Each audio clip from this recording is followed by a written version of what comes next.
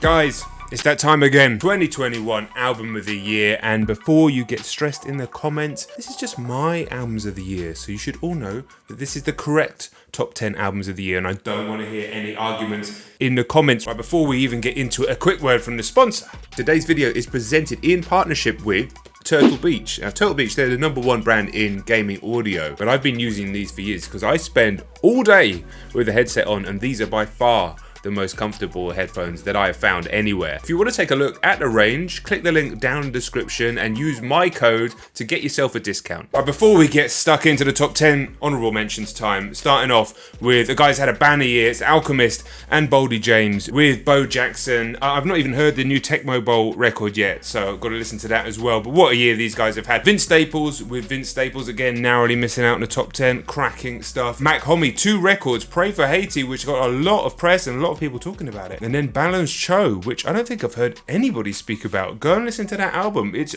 pretty much as good as Pray for Haiti. Amazing stuff. Nas, King's Disease 2. I can't believe that didn't make my top 10. I thought that was a surefire thing this year. Still a master of his craft. Big change of genre now for this honorable mention. Amel and the Sniffers with Comfort to Me, Aussie punk rock. Go and check it out if you like that kind of thing. Keeping on the punk thing, Idol's new record, Crawler, didn't quite make my top 10, but Kenny Beats produced that, as well as Vince Staples. The guy's on fire. Russ with Chomp 2, just bringing the bars, bringing that pure rap energy and the independence. I like that. This was a great shout from the homie Rough Criminal. It's Cassandra Jenkins, an overview on Phenomenal Nature. I needed to read that one off the page because I always get the title wrong. Wistful, female-led indie. Check it out. And then Slow Tie with Tyron, which again, how did that not make the top 10? What a year it's been, and what a year it has been. Let's get stuck in to this fucking top 10. Number 10, ARMAND, Alchemist, Haram. I've already spoken about Alchemist having a banner year. Mate, this album is the sound of a virus flooding an 80s computer mainframe, sinister, gnawing music that gets inside your bone marrow. Relentless bars as well, but it's riddles and poetry, constantly challenging your attention span. One of the deepest, most complex and challenging records I've heard in years, but crucially, for me anyway, you can actually listen to the bastard and enjoy it. It's not one of those albums you're at odds with, that you're trying to fight with. It's enjoyable to listen to, as unpleasant as so much of it is. And no, we don't want to see that album cover again if we can help it. Yeah, I'm not at odds with this album. I'm on the same team as it. I just think that team might end up getting banned from the league. Number 9 is BURNHAM with Inside. If this was my top 10 movies, this would be right up there at the top, although I am going to see Spider-Man later, so no spoilers in the comments for fuck's sake. But my top 10 albums, it would be a lie if it didn't have All Eyes on Me, and I've spoken about that in multiple times in reactions and reviews. Content, FaceTime with my mum, and Funny Feeling, a song that's actually been given new life by the Phoebe Bridgers cover, and there was no reaction to that because I've cried enough on camera this year. Thank you very much. BURNHAM, shout out. Has to be done, and what a film that is. Number 8 then, J. Cole with the Off Season. Cole is the Karl Malone of this rap game. He's really tall, and he always delivers. This isn't his best project at all, it just isn't, but it sounds like a superstar that has refound that hunger. Not that he necessarily ever lost it. Great features throughout, fierce, punchy raps, and a keen reminder to us all that Cole is quite simply one of the greats. He really is, especially right now. And he included a Hideo Kojima bar. Roll on the Fall Off. Number 7, Lana Del Rey, Chemtrails, Over the Country Club. 2 records this year from Lana Del Rey, which is amazing output, but Chemtrails is the one that really sat with me. White Dress is the opener, this amazing, beautiful song that actually reminded me of my own early 20s. It shows how old I am. Even though it basically has no relevance to me as a person, other than the fact that I also like the White Stripes. And the rest just gorgeous, grandiose, huge songwriting, production, performance from an artist that just makes all 3 sound easy. And you know, Blue Bannisters was a hell of a record as well, so what a year. What a year for Lana Del Rey, really. Number 6 is Little Sims with Simbi, Sometimes I Might Be Introvert Man. Now this is a record. Outstanding talent, outstanding presence, multiple styles, near flawless rapping, concept, execution, heart, edge, pain, power. So why isn't it in my top 5?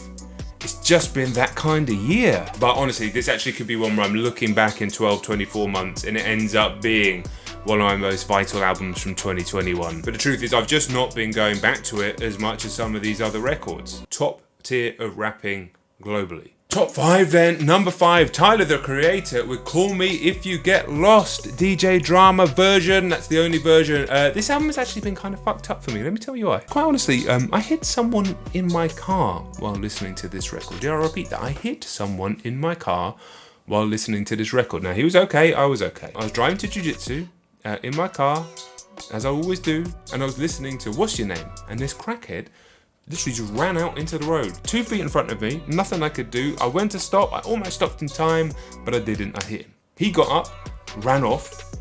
I still went to jiu-jitsu, but I was a shivering wreck. Like I say, everybody was fine, police all dealt with. But because of that, I've not been able to go back to this record, well, until about a month ago. Anyway, I think you can understand why. It just kind of has this funny place in my mind now. But having gone back a month ago, I'm no longer letting that fucking idiot crackhead ruin this record for me. Tyler, he captured this like sun-kissed Aegean paradise in tracks like Hot Wind Blows and some Baudelaire, blended it with harshness in Lemonhead and the fire and fury of Massa, and centerpieces it all with a gorgeous, sweet slash, I Thought You Wanted to Dance. Tyler, what a guy. That crackhead. You owe me hundreds for the damage to my car. Number 4, Kanye West, Donda, Since I Got the Stem Player. Have you seen the video? You should go and check that out, my review. This has just gone up and up in my estimation. It's still a mess. It's still too long. I still don't understand some of the sequencing and some of the mixing, but it is a record of moments, and Donda has some of the most powerful moments in 2021, and in fact beyond. This thing, no sponsorship, this is just my opinion, it actually lets you explore those moments at a different level of depth. Like I say, go and check out my video. The listening parties and the legendary concert with Ye and Drake. I mean, it was mainly legendary from what Ye did, but still, you know, hating on Drake. That took things to another level again. This Hurricane, Jesus Lord, come to life.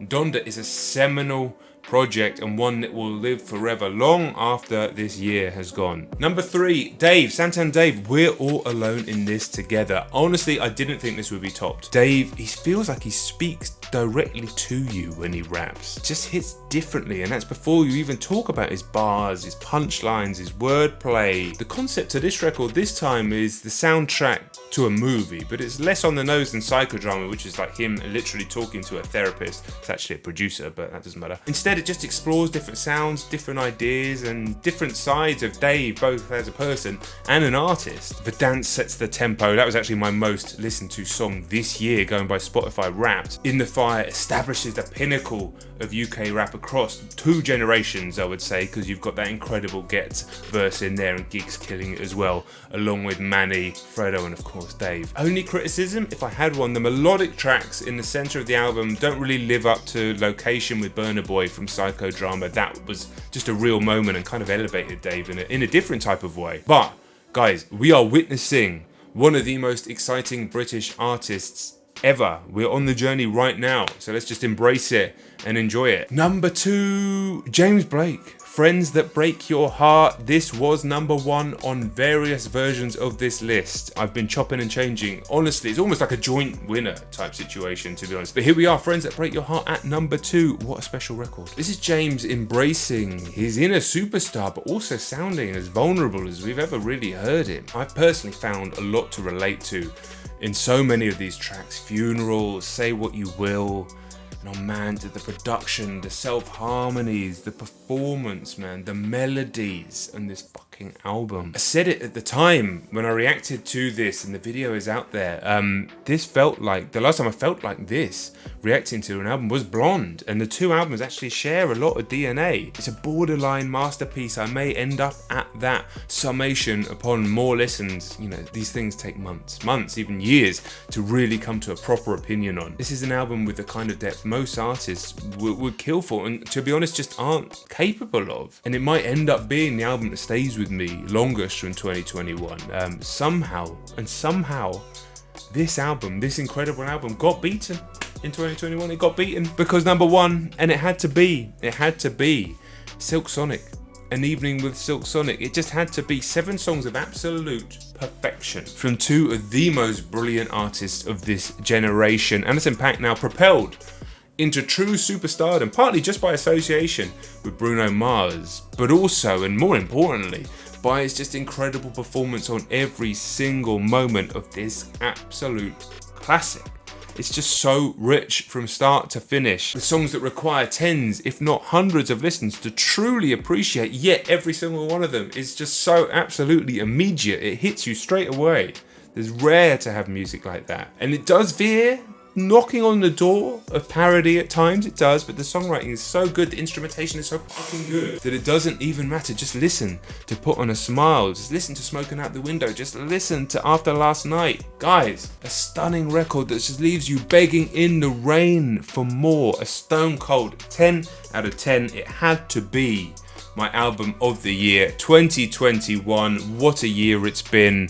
Thank you so much for being here with me for all of it. Let's get on to next year. More albums, more songs, more time together, more stuff to talk about, more stuff to react to.